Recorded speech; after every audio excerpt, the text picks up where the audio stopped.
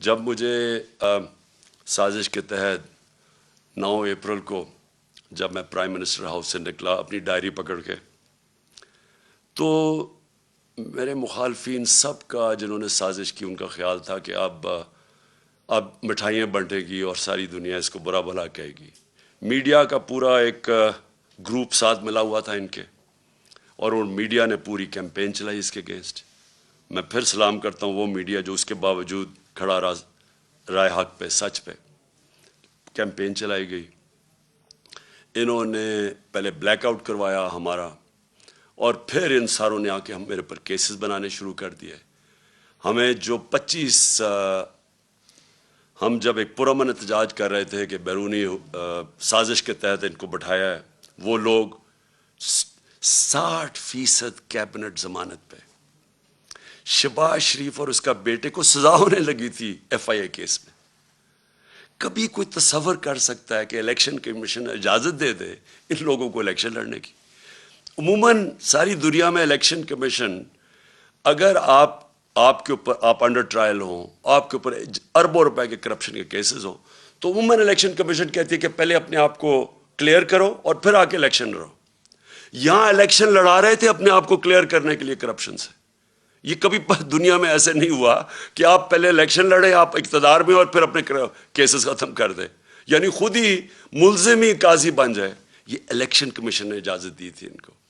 یہ لوگ آ کے اوپر بیٹھے۔ 25 مئی کو میں کبھی نہیں بھولوں گا، قوم نکلی، ساری قوم نکلی ان کے خلاف، جو انہوں نے یہ ہمارے ملک سے ظلم کیا۔ اور انہوں نے ان لوگوں کے اوپر جس طرح کا تشدد کیا، وہ پولیس والوں نے جو کیا پنجاب کے اندر، اور ایک پولیس والا مجھے یاد ہے، انہوں نے جو کیا پنجاب میں، یہ جو رانا ثناء اللہ اور شہباز شریف نے یہ جو جہاں ظلم کیا اسلام آباد میں، اور ان کو شرم نہیں آئی کہ وہاں فیملیز نظر آ رہی ہیں اور ان کے اوپر یہ ٹیئر گیسنگ کر رہے ہیں، اور صرف اس لیے ڈر لگے، خوف پھیلانے کے لیے کہ ہم ان کو اتنا خوف پھیلائیں گے کہ یہ چپ کر کے بیٹھ جائیں گے، کیونکہ یہ بھیڑ بکری ہیں۔ یہ آپ کو انسان نہیں سمجھتے، یہ قوم کو بھیڑ بکریاں سمجھتی ہیں کہ جو مرضی آ کے فیتے کاٹ لو اور شہباز شریف ادھر بھاگ جائے تو سمجھے کہ جی لوگ بیوقوف مان جائیں گے۔ تھوڑی دیر کے لیے سب کو آپ پاگل بنا سکتے ہیں۔ سارا وقت کوئی بھی انسان نہیں آیا جو کہ سب لوگوں کو پاگل بنا سکے، اور یہ واضح ہو گیا جس طرح پبلک نکلی ہے۔ انہوں نے ڈرانے کی کوشش کی، لوگوں نے اپنی جو خوف کا جو بت ہے اس کو توڑ دیا۔ پبلک نکلا ہی باہر، اور پبلک نے ہر چیز، انہوں نے ووٹس پھینکی ہوئی تھی لوگوں کو، فیملی تو ایک فیملی کا ادھر ووٹ ہے دوسرا کا وہاں باہر، یعنی جو انہوں نے یہ الیکشن کمیشن نے حرکت کرنی تھی سب کر دی۔ اس کے باوجود عوام نے ان کو شکست دی۔ اور میں وہ جو 25 مئی کو جو قوم کھڑی ہوئی ہے اس دن، اور جو انہوں نے برداشت کیا اور اس کے بعد بار بار نکلتی رہی ہے، کبھی اتنے بڑے جلسے نہیں ہوئے، اس سے یہ ثابت ہو گیا جو میں آج شروع کی تھی اپنی تقریر، کہ میں اس لیے آج بڑا خوش ہوں کہ میری قوم آج قوم بننے جا رہی ہے۔ لوگ جاگ چکے ہیں، شعور آ گیا، بیداری ہے لوگوں کے اندر۔ اب آپ جو مرضی کر لیں، یہ جو بوتل سے جن نکلا ہے نا شعور کا، اس کو آپ واپس نہیں آپ ڈال سکتے۔ جو بھی کوشش کرے گا اب کہ پبلک کے مینڈیٹ کو چوری کرے، کوئی بھی سمجھتا ہے کہ بند کمرے میں فیصلہ کر لیں گے ملک کے مستقبل کا، اب یہ کسی غلط فہمی میں نہ رہے۔ یہ ملک اب ایک قوم حقیقی آزادی کی طرف چلی گئی ہے۔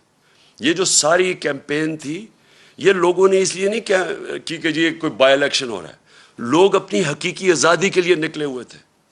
جو میں نے آج جب جذبہ دیکھا ہے، 26 سال کی پالیٹکس میں میں نے کبھی اس قوم میں وہ جذبہ نہیں دیکھا۔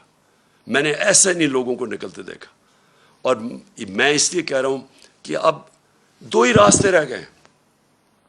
جو بھی اب کوشش کرے گا نا کہ ان کا مینڈیٹ چوری کرنے کے لیے، وہ خود جس طرح یہ انہوں نے شکست ہوئی ہے نون لیگ کو، ان کو شکست ہو جائے گی۔ ایک راستہ ہے اب قوم کا، اور وہ راستہ ہے صاف اور شفاف الیکشنز۔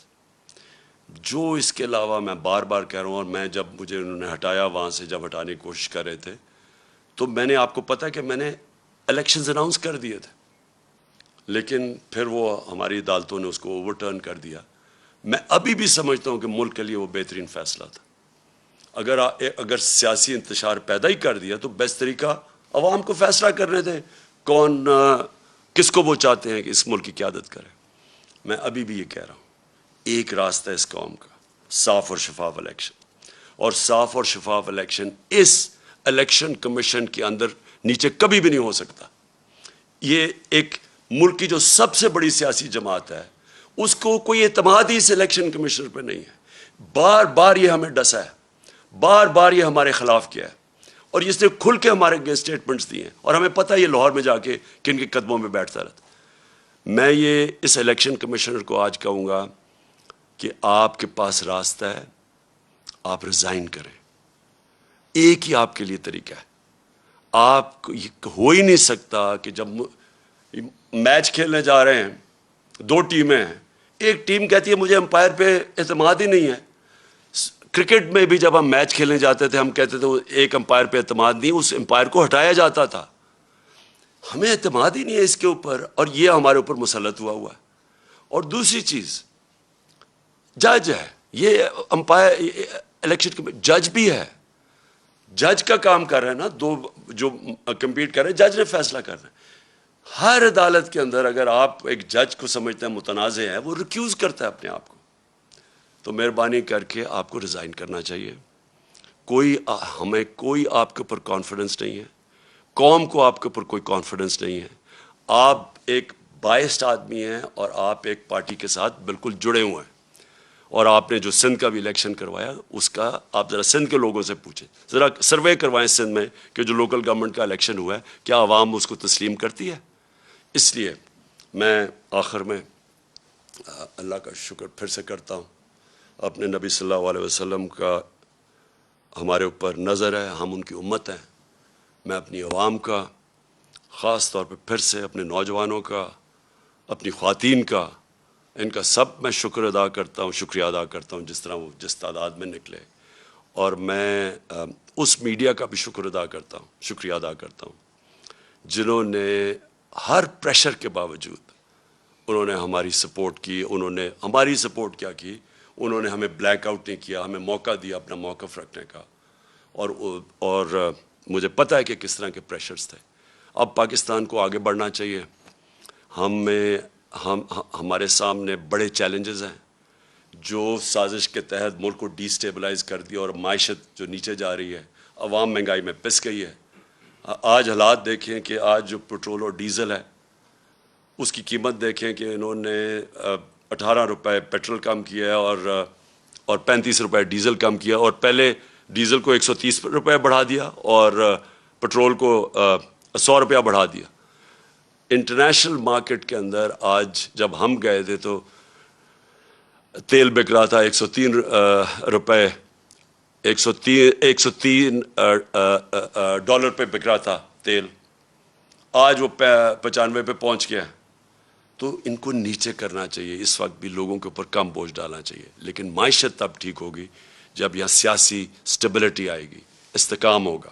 اور اس لیے میں آج ساری اپنی قوم کو اپیل کرتا ہوں کہ ہم سب کو اب ایک ہی طرف دیکھنا چاہیے کہ کیسے ہم اس ملک میں صاف اور شفاف الیکشن کروا کے اس ملک کو اب اٹھا سکتے ہیں، ڈیولپمنٹ کی طرف لے سکتے ہیں.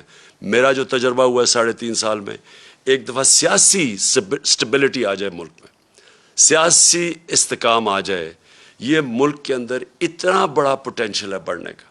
اور سب سے بڑا آخر میں کہہ بھی دوں جو پوٹینشل ہے، دیکھیں ہماری ایکسپورٹس بڑھنے میں ہمارا سب سے مسئلہ کیا ہے کہ ہمارے ڈالر کم ہو جاتے ہیں. ہم بڑھنے لگتے ہیں اکانومی، کیونکہ ہم نے کبھی ایکسپورٹس پہ توجہ نہیں دی، ڈالر کم ہونے شروع ہو جاتے ہیں، ہمیں IMF کے پاس جانا پڑتا ہے.